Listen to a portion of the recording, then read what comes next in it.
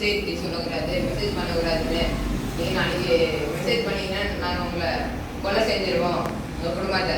போங்க.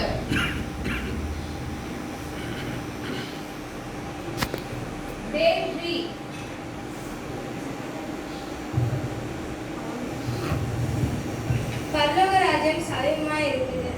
நம்மளுடைய பாவங்கள் எல்லாம் விட்டு விலகி நம்ம வந்து தேவனுக்கு உகந்த பிள்ளைகளாக நம்ம வந்து வாழ்வோம். நாங்கள் நேற்று தான் சொன்னோம் உங்கள்கிட்ட, இங்கே செய்தி சொல்லக்கூடாது, இங்கே மெசேஜ் பண்ணக்கூடாது, இங்கே ஒரு பையன் சாமிக்க போகிறான். விடிடு. நீங்கள் மறந்துருப்பீங்களா இல்லையா? நீங்கள் என்ன செஞ்சாலும் நாங்கள் தேவனை மறந்துருக்க மாட்டோம். அவனை சாவை. இப்போ உங்கள் பையன் இருந்துட்டான், இப்போ நீங்கள் மறந்துருப்பீங்களா இல்லையா? மறந்துருக்க மாட்டோம். அவன் கொண்டாடு. சாவை. கொலசு.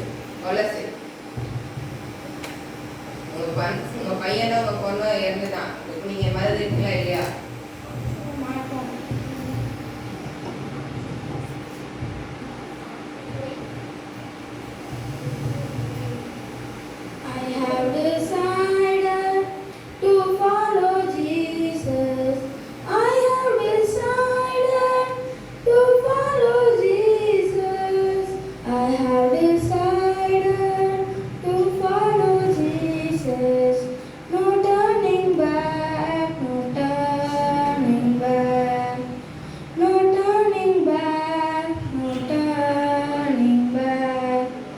The cross before me, the world behind me.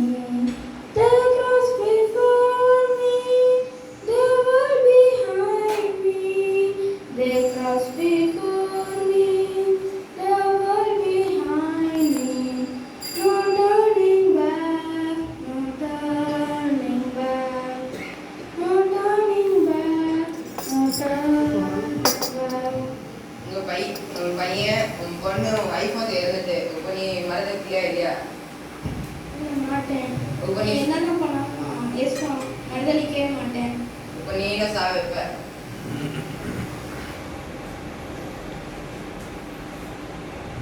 அப்படி இந்த பைபிள்ல என்ன இருக்குன்னு நம்ம பார்ப்போம்.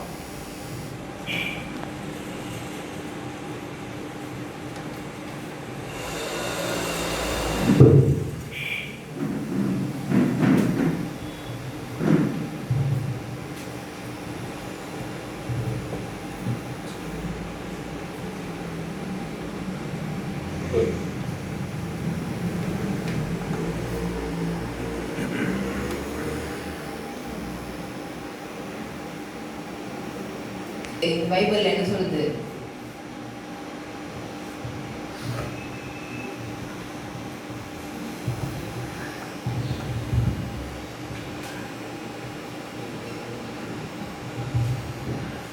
நம்ம வந்து எங்களை சாவிச்சது பெரிய தப்பு.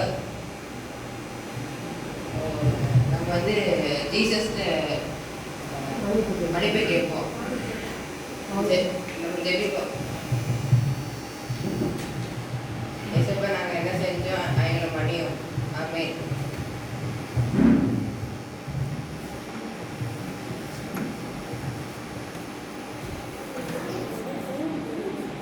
தத்தம் செய்தது ஆண்டவருக்காக நாங்கள் கடைசி வரைக்கும் நிலைத்திருப்போம் என்ற அந்த வைராக்கியம் அவங்களுக்குள்ளே கொண்டதுனால அவங்க கொலை செய்து வந்த அந்த பிள்ளைகள் அந்த வேதத்தில் அப்படி என்ன இந்த வேதத்தில் அப்படி எழுதியிருக்கு, இவங்க ஃபுல் ஃபேமிலியே தன்னுடைய உயிரையே கொடுத்துருக்காங்கல்ல, அப்போ இந்த வேதத்தில் என்ன இருக்குது அப்படின்னு சொல்லி அவங்க வாசித்து என்ன செய்கிறாங்க, அவங்களும் வாழ்ந்துருக்காங்க.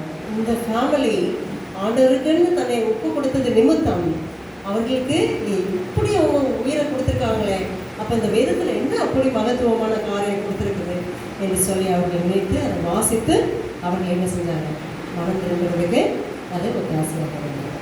இப்பொழுது சேர்ந்து பாடிக்கலாம்.